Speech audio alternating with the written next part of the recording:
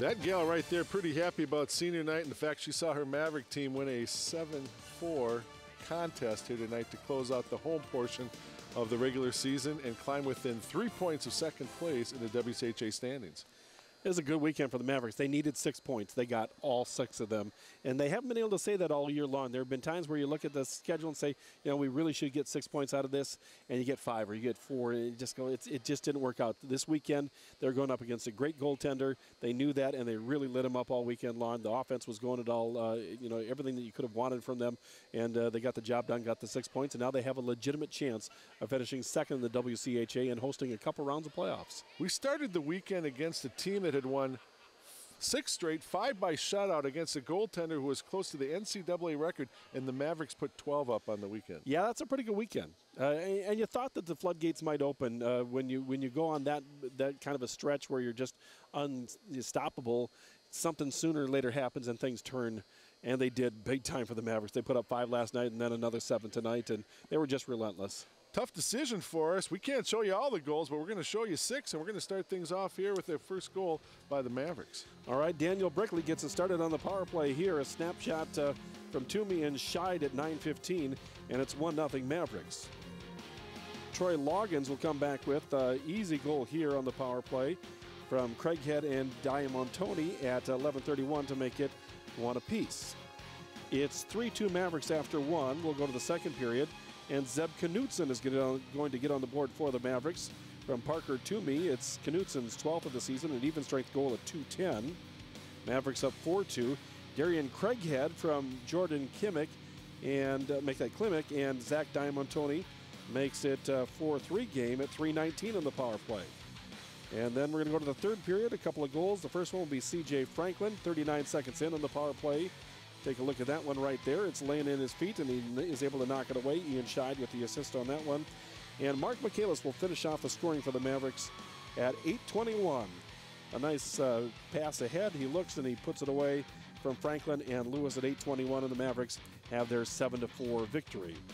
As we look at the stats for the night, shots on goal, the attempted shots must have been absurd. The Mavericks got 48 shots on goal.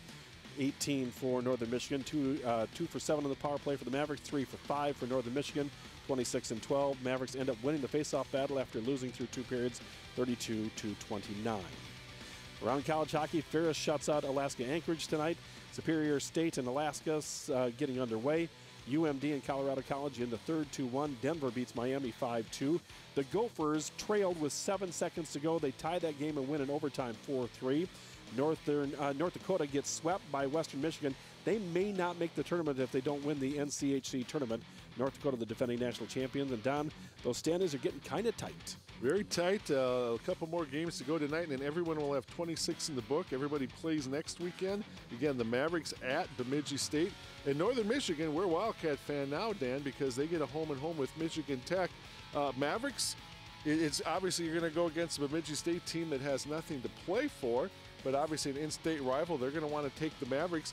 But at least going to that last weekend, you got something to play for. And again, for this Maverick team right now, they know that they've assured themselves we're going to be back here in a couple weeks for the first round of the playoffs. But obviously, as you mentioned with Coach Hastings, getting in number 2, really important with the current format of the WCHA playoffs. The way it is, you've got a home series, then another home series if you're number 2. If not, you're going on the road, and that means you're going to Michigan Tech. I would much rather have them coming here than going up there, and for many reasons, obviously. But this weekend coming up, there's no guarantee you go up there and sweep. There's no guarantee that Tech doesn't sweep, but you've got a chance to get second, so you have something really to practice for this week and to play for this week and really get to going. I mean, the playoffs really have started for the Mavericks beginning this weekend up in Bemidji. They had the big break, and the Mavericks start off the last portion of the season with the big home sweep here, taking Northern Michigan. Again, last night it was a 5-3 game, and tonight the Mavericks ride this one out in a 7-4 fashion.